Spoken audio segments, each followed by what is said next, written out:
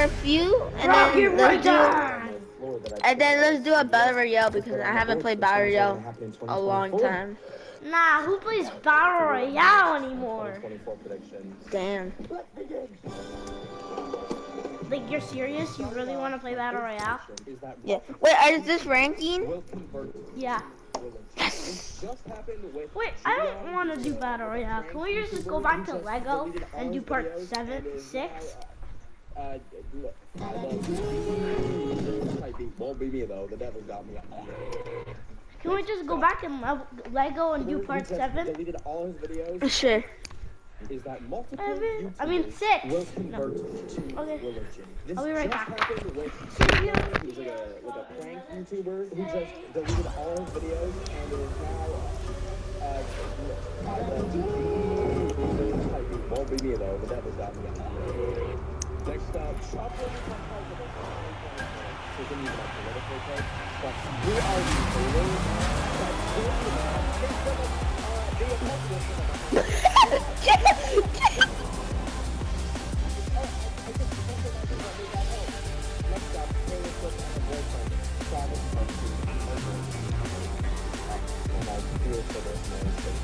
You're going to go into witness protection program, but endless marauders hunting him down through the country, through the nation. I've never been more scared for a person in my life.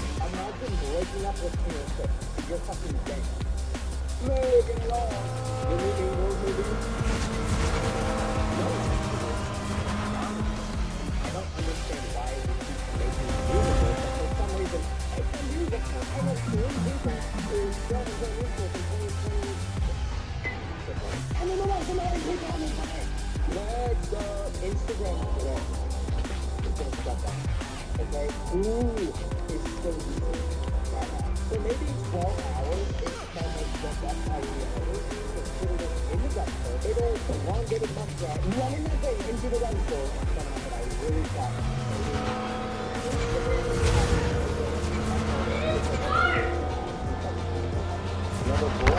Shit! Yeah, I'm in lap 3. You're still in lap 1, my boy. And I'm in first place. Shit. Yeah.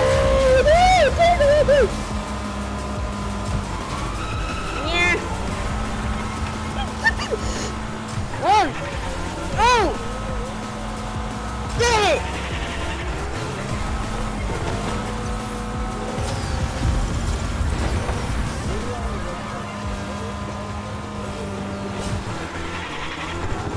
Yes! I'm silver 120%, baby!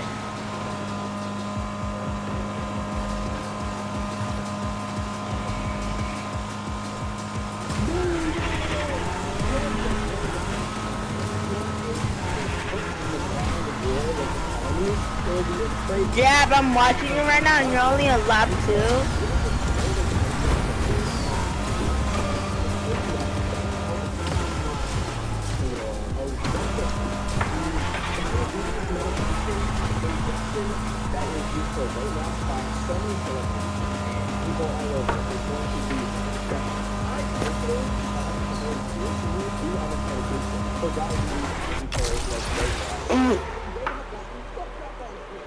Come on, let's race. It's easy, bro. I made it 3rd.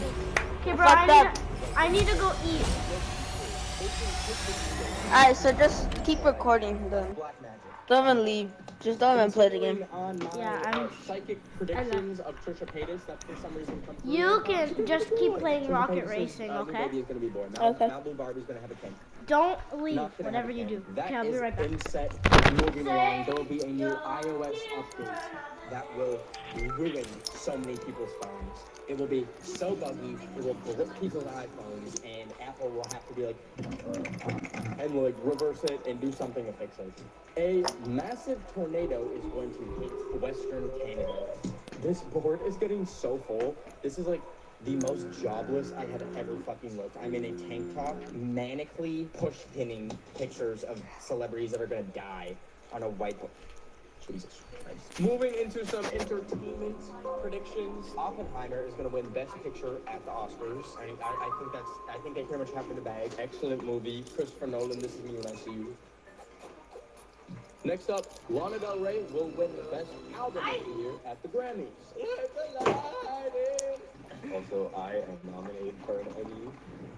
They spelled my name wrong. But maybe I'll get one. Let's see. And next up, Ellen DeGeneres will be hospitalized. What the fuck is this picture? She looks like she needs to be hospitalized in this picture. Google Images is like really having me slander these people. Jesus. Playboy Cardi will quit music. This man has been on a generational fall off that I've never seen before. Squid Game Season 2 is going to come out and it's going to flop. There are so many elements about Squid Game Season 1 that made it so good, and now they're gone. Specifically, hey, her, hey, she's dead, what now? Anybody's watching that shit? Next up, where are you getting back? Sorry. The Dr. Phil show will get canceled. God, I don't know.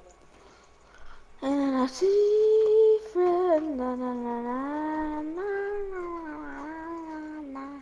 na na na na na na na.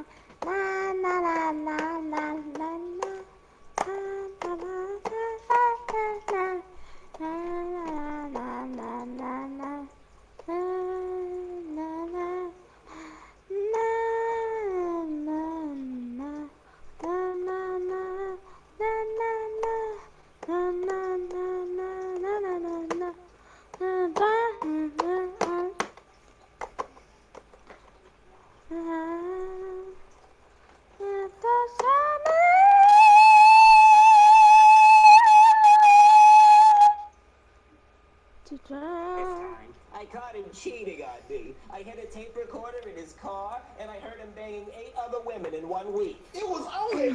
Look, one for each day.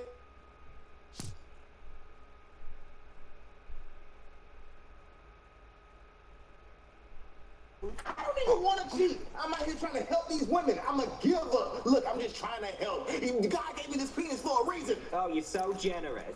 Yeah, thank you. Finally acknowledging it. And go put some music for ya, so.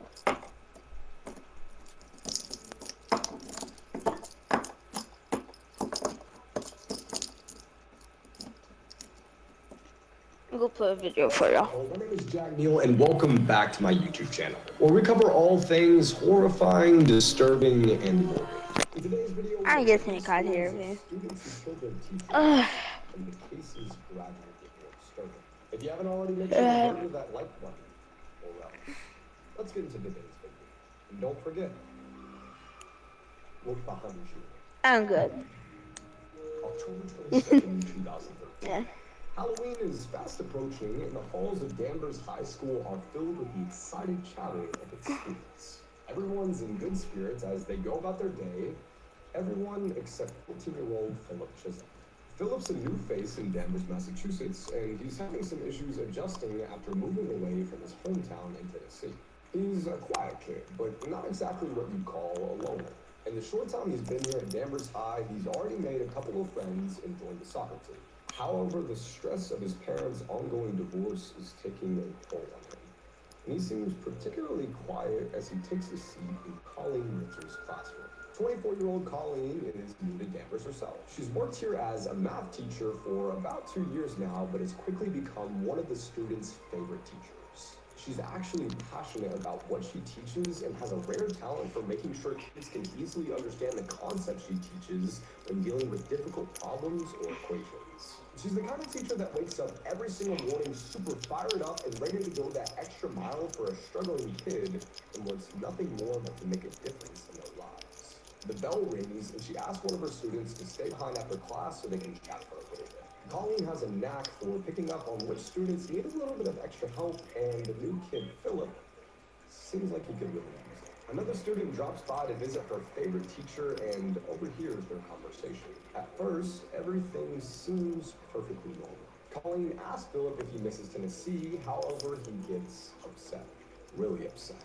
She smoothly transitions from the subject, which appears to calm him down, but soon after, the other student notices Philip mumbling something to himself. Colleen gets up from her chair and the school security camera catches her exiting her classroom and walking down the hallway before waving to someone and giving them a big smile. Then she disappears into the bathroom.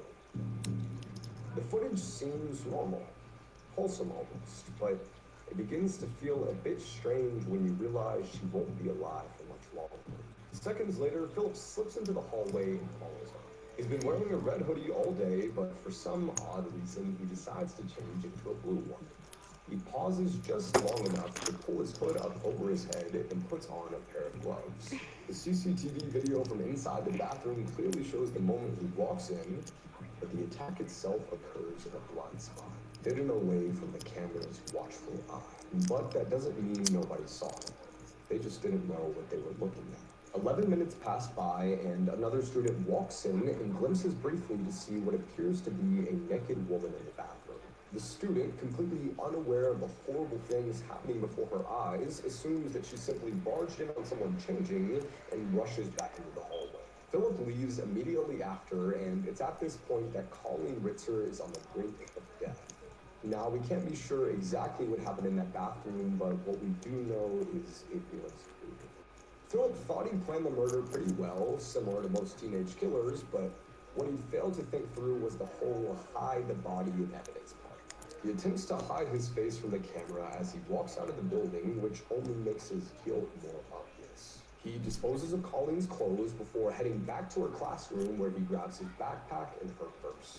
He dumps her bag in the recycling bin before heading back to the bathroom and seeing a friend of his along the way. They'd actually made plans earlier that day to hang out at the soccer field, but Philip had never shown up. The friend stops him and asks what's going on, and later tells investigators that Philip was covered in sweat and looked absolutely terrified.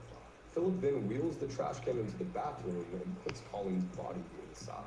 He puts on a ski mask, rolls the trash can out of the building, and stashes her in the woods behind the school and partially covers up her body with leaves. When police find her, the horrific extent of her injuries brings many of them to tears. Her neck's been cut several times with a box cutter, and there's evidence of recent sexual trauma, likely with a foreign object. A note lies next to her body reading, "I hate you all."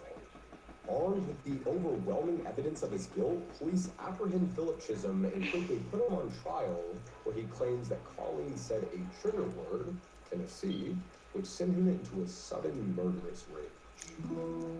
It's a pretty hard story to buy, though. Someone that kills in the spur of the moment probably isn't going to premeditate with multiple changes of clothes, gloves, and definitely not a ski mask. Given that he's underage, Philip can't be sentenced to life in prison under Massachusetts law, so instead he's convicted of sexual assault, armed robbery, and first-degree murder, receiving a 40-year sentence. Now, I don't know about you, but I'm not quite sure if the sentence matches the crime. Here we have a 14-year-old kid with a working knowledge of morality committing a crime that was both premeditated and grisly in nature. Then we have Colleen. She was a kind woman with an open heart. She had dreams of making a real impact on her students, and this had just recently become a reality. There's really no limit to how many futures she could have shaped or how much brighter her students could have shined through her love, empathy, and guidance. A few months before her death, Colleen posted a tweet that summed up her life better than I ever could. No matter what happens in life, be good to people. Being good to people is a wonderful legacy to leave behind. While Colleen's life ended under the worst possible circumstances, that will never become who she really was. The legacy her students and loved ones remember is one of genuine kindness, warmth, and compassion. It's November 3rd, 2021, and 66-year-old Nohima Graber is taking an afternoon stroll after a long day of teaching Spanish to high schoolers. She regularly hikes through Chautauqua Park after school lets out, but on this particular walk, she disappears. A few hours after the beloved educator and mother of three is reported missing, the police find her body in the park covered with a tarp, a wheelbarrow, and some railroad ties. They determine that she suffered some type of massive head trauma, ultimately leading to her death. The residents of Fairfield, Iowa are sent reeling. Who could possibly have some motive to hurt such a positive light in their community? She was one of those teachers to proudly show off cards and letters that she'd received from former students at Fairfield High, where she'd been teaching Spanish for 9 years. It's impossible for them to imagine how such a wonderful person could meet such a gruesome fate. It doesn't take long for investigators to find the murderer, though, and the news shakes everyone to their core. A 16-year-old boy named Willard Miller admits to watching his friend, Jeremy Goodell, attack Mrs. Graber with a baseball bat before taking her life and helping conceal the body. Around this time, while the local community is still trying to process the idea that a pair of teenagers could commit such a brutal crime, a witness that knows Jeremy but didn't partake in the killing comes forward with a conversation they shared together on Snapchat. These chilling messages detail every aspect of the murder, from the plan to the attack, ending with the boys' attempt to cover it all up afterward. However, in spite of their initial efforts to conceal the corpse, the boys are tempted to tell someone. Anyone. Why? Well, your guess is as good as mine, but the two most likely scenarios are the boys are looking to brag about the murder of Mrs. Graber, or they simply cannot take the mental gymnastics that is dealing with that level of guilt. And while I know these motives reveal two very different perspectives on the boys, the best I can give you is my theories, because many details of the case are still sealed up. A classmate of Willard and Jeremy mentions overhearing a heated argument one of the boys had with Mrs. Graber over a bad grade that they wanted changed. Another student mentions Willard became particularly aggressive when talking about his dislike of his Spanish teacher. When the boys' homes are searched, they find the blood-soaked clothes that they wore on that night, as well as the baseball bat used in the killing. During Willard's line of questioning, he admits that he was the one to supply the wheelbarrow, and witnesses describe seeing a male figure pushing a wheeled object through the park at around midnight on November 2nd. Security footage shows Mrs. Graber pulling into the park on November 2nd at around 4 o'clock in the afternoon for a usual walk. 40 minutes pass by, and someone can be seen getting into her car and driving away, with a pickup truck following closely behind. At this point, it's pretty clear what happened and who's responsible. The boys are arrested and held on $1 million bond. Almost immediately, the defense team moves to have the boys tried as juveniles because, if convicted, they would serve less than 2 years in a correctional facility before being released at the age of 18. However, this idea doesn't sit too well with the judge of the case, and he decides to have them tried as adults instead. But despite the boys being treated as adults in the eyes of the court, it's very unlikely that they'll spend life behind bars due to Iowa law. Essentially, these laws prevent the court from sentencing someone under the age of 18 to life in prison without parole, because they see it as cruel and unusual punishment. The exact amount of time they're set to serve is still unknown, but luckily the case takes place in a few months, so we'll know pretty soon. In the meantime, though, a community is still grieving. They're trying to turn a tragic event into a positive outcome. The student council and faculty at Fairfield High organized a fundraising walk to honor the park that she loved so much. It took place just last month, and the proceeds went to a scholarship fund set up in Mrs. Graber's name. The horrific death of Nohema Graber is a hard thing to come to terms with, because we, her family, and the community still know little about what drives a couple of teenagers to do something so brutal. But what we do know is that as these killers sit behind bars, they're staring down the possibility of spending the rest of their lives in prison. Whatever's going on in those boys' heads is anybody's guess, but I sincerely hope they feel some sort of remorse. Before I get into today's final story, I'm super excited to tell you guys about escape rooms and his crush to leave a lasting impression. Students of Lakeworth Middle School eagerly discount, so you kind of still not to. Anyway, let's get back. It's May 26, 2000, and the students of Lakeworth Middle School eagerly await the last bell of the year. 13-year-old Nathaniel Brazil arrives with a bouquet of flowers to give his crush to leave a lasting impression on her before summer break begins. Nathaniel's in really high spirits, although saying goodbye feels a little bittersweet, especially since a few days ago, his crush had given him his very first kiss. Pretty much everyone in school gets along with Nate. He's an honor student, but his grades have been slipping a bit lately since his mom's been recently diagnosed with breast cancer. He's the type of kid to watch over the rest of the class while the teacher steps out for a minute, but Kid has still signal. lately he's been going to a lot. Luckily, though, today seems like a perfect opportunity to let off a little. I'm letting the viewers watch, listen to a video. The sound of the bell, but it's drowned out Waifu. by a gunshot. 35-year-old Barry Grunow, Nathaniel's favorite teacher, is the victim. And the killer? Well, it's the same mild-mannered kid who a few hours ago was carrying a bouquet of flowers, but is now carrying a 25 caliber handgun. Now, what events could have possibly taken place to turn a seemingly innocent kid into a cold-blooded killer? Well, it starts with a water balloon fight. Nate and his friends are throwing them back and forth at each other in the cafeteria, but the fun comes to an end when they're escorted out of the building and suspended from the school. As they're making their way out with the assistant principal, one of Nathaniel's friends overhears him say something along the lines of killing the assistant principal.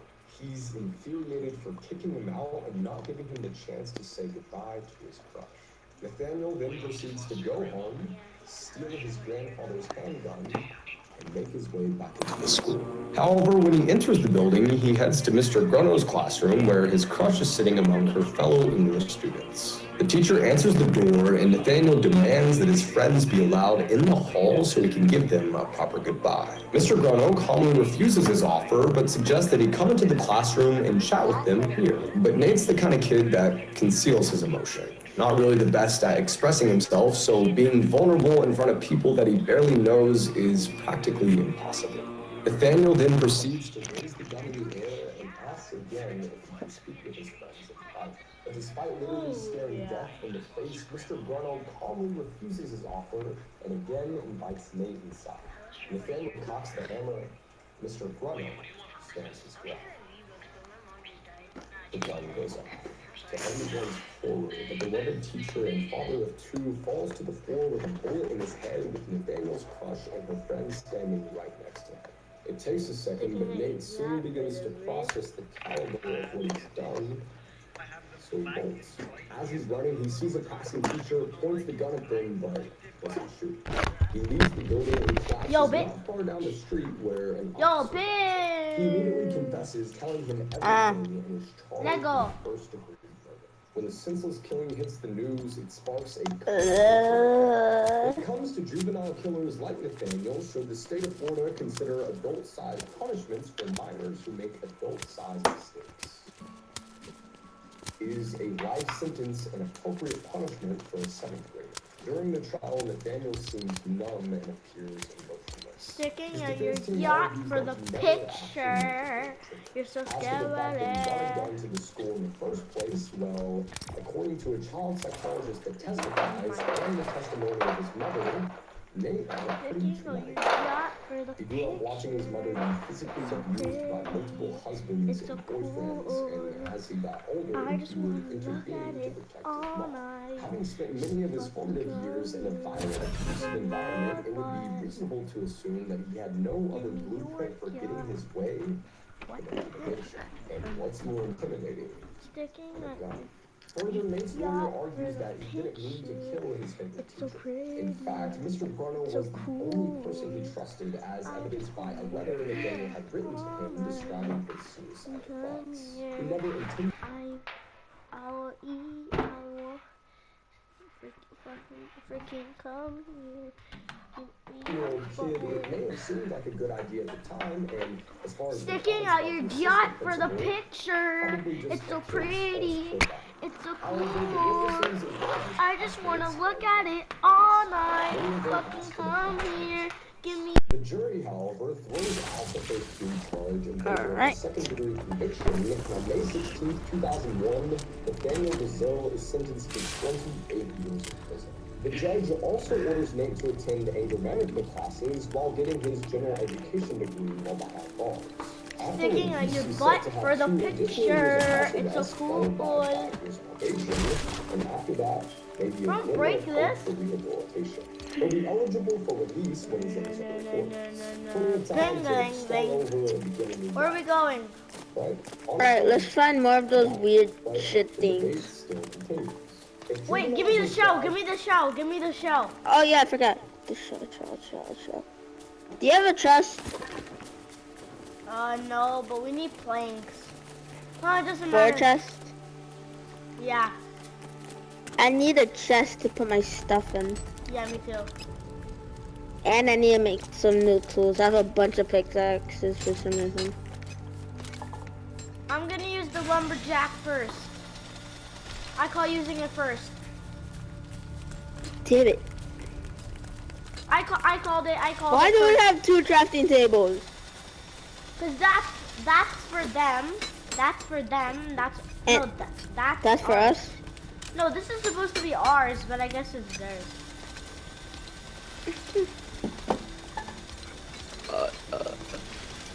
It's March 13th, 2019.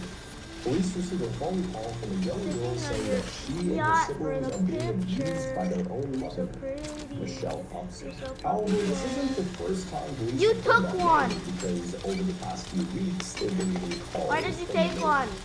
neighbors. A lot of calls. But if you were just a casual viewer of Michelle's family YouTube channel, Fantastic Adventures, you'd probably never suspect that something was off. The channel boasted an impressive 800,000 subscribers and featured her 7 adopted kids simply having a good time. Nerf gun wars, lowering a sibling from the ceiling, Mission Impossible style, typical kid stuff. Okay, bro. Come here. Let's make a deal. Okay, come. Hold up, I'm trying to get my plank stuff. Okay, just come. Police have already been sent to Michelle's house. Just come. What?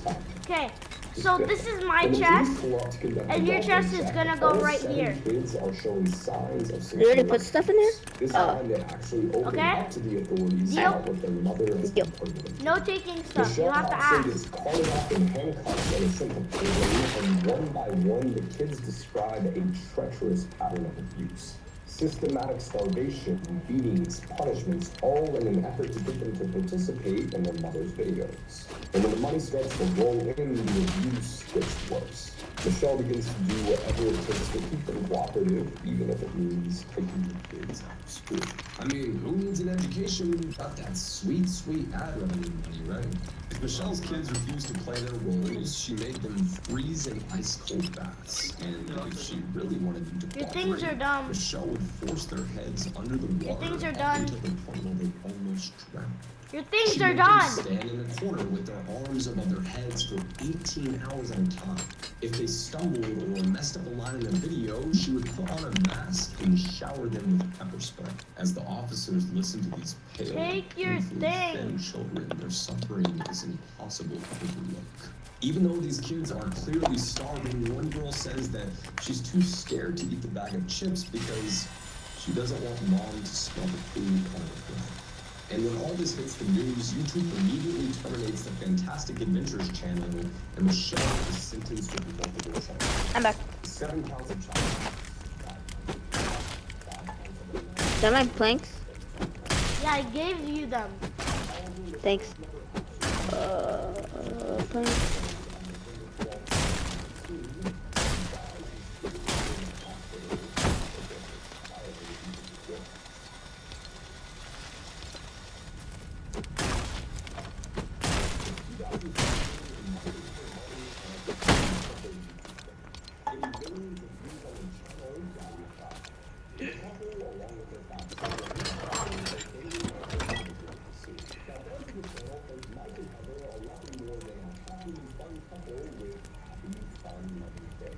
But this extremely positive reputation begins to change in early 2017 when Daddy of 5 puts out a series of unsettling videos.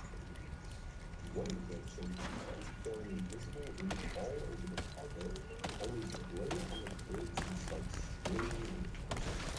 And at the top of their lungs, they have blood-curdling screams demanding that the carpet. Okay, let's go look for them.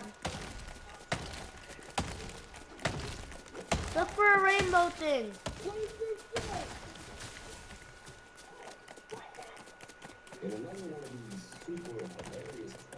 Llama! No, never mind.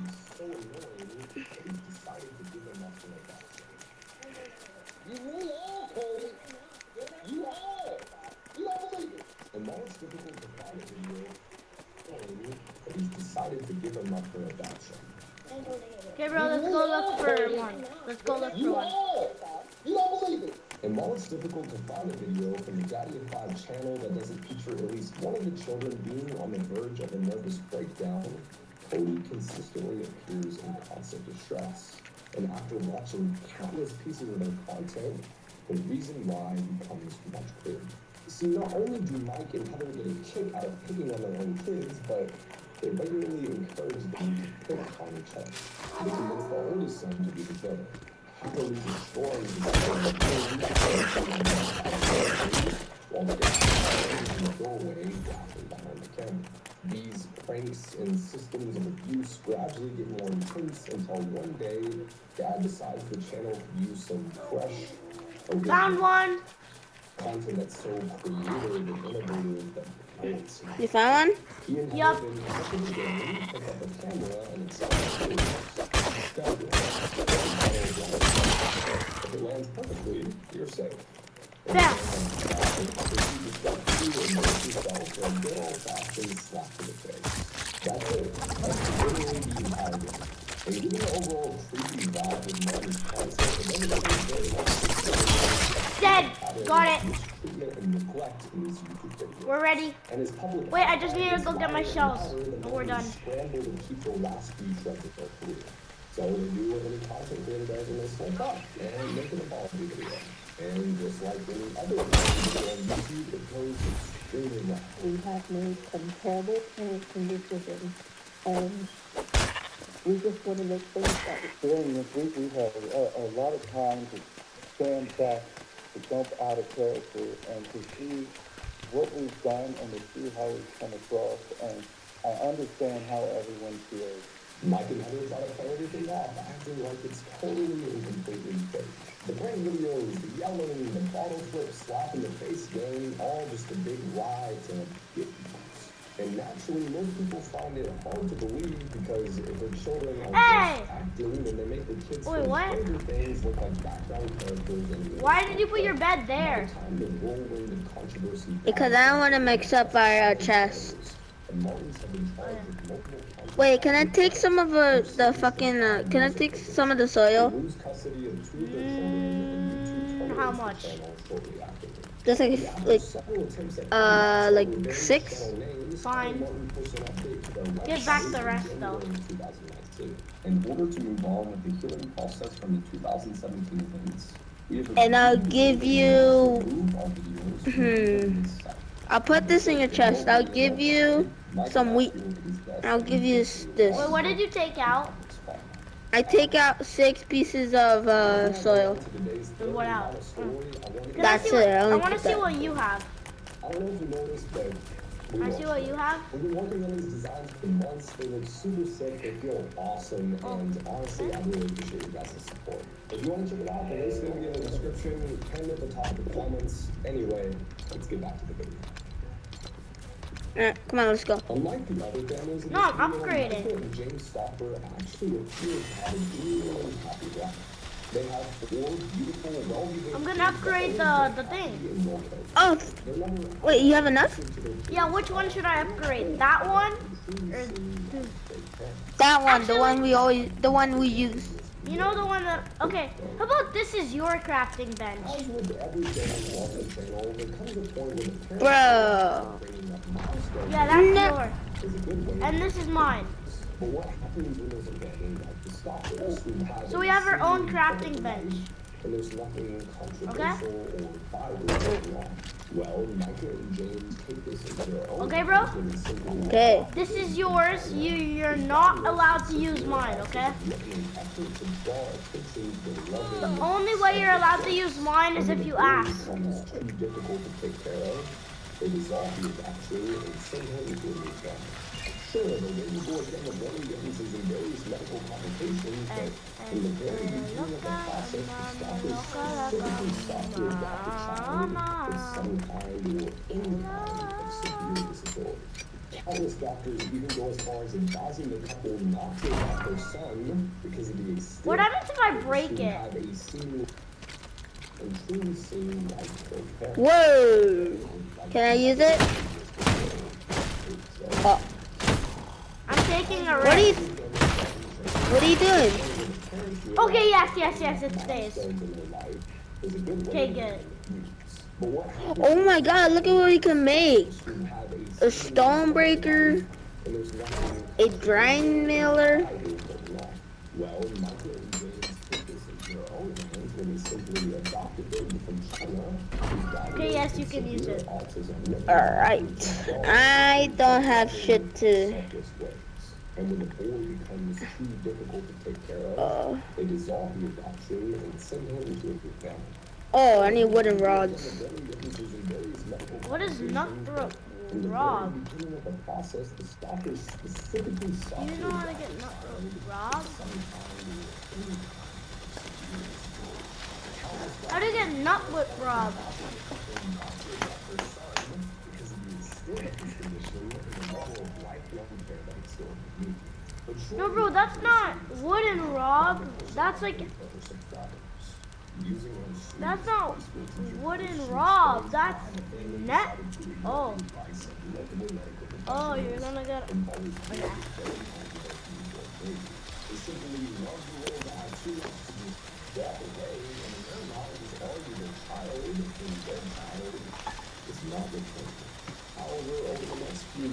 You could take those. No, that's what I put in. Oh.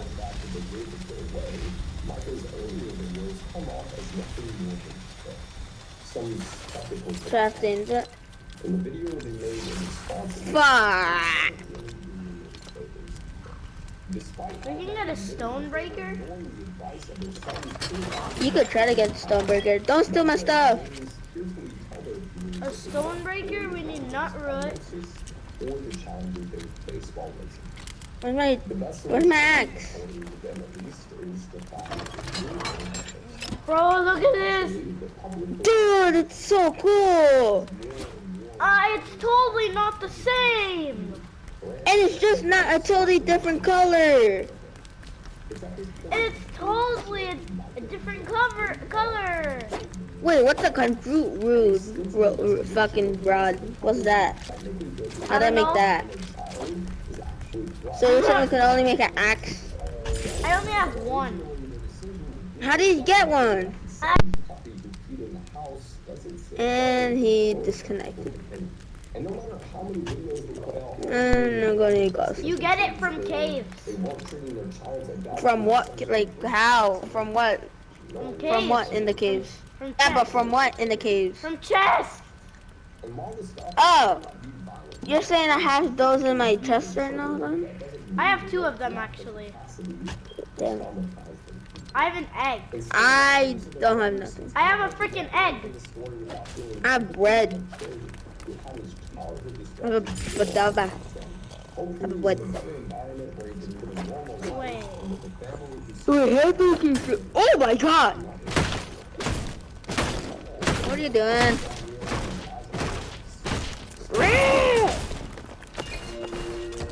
Bro, wait. I'm doing. You're not. We wish you a Merry Christmas. We wish you a Merry Christmas.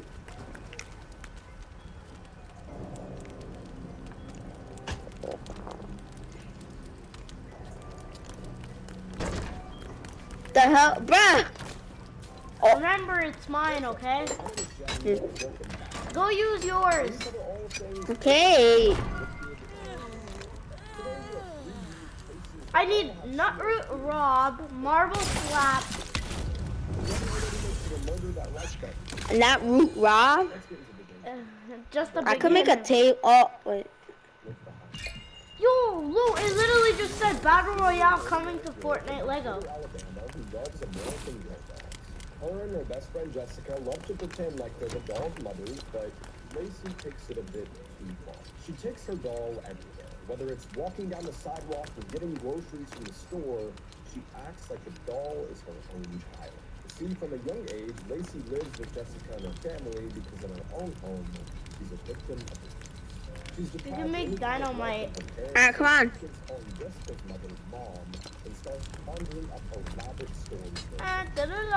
Try to get me fucking now. Where's the closest cave? This cave is the one that. Where is the cave we are at? It's on the map.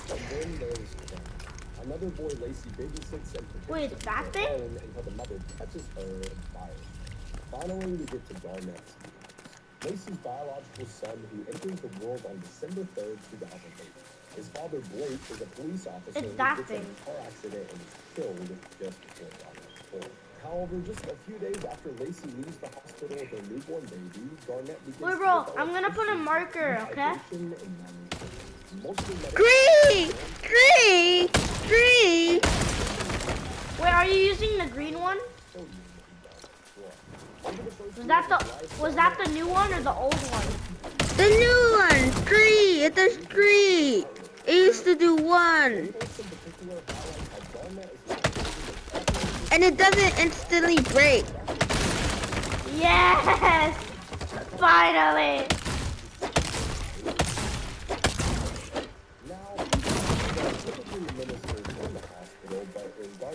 It doesn't instantly break. Oh. I would have been naughties on the beach. He's booking me a collie. As time goes on and Garnett's condition gradually improves,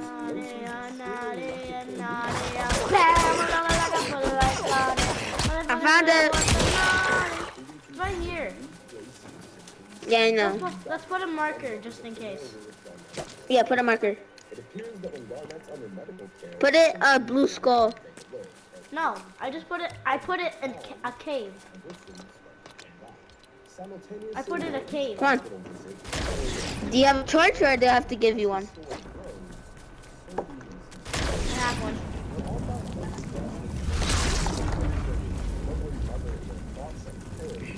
Alright. We're in. I'm gonna Have your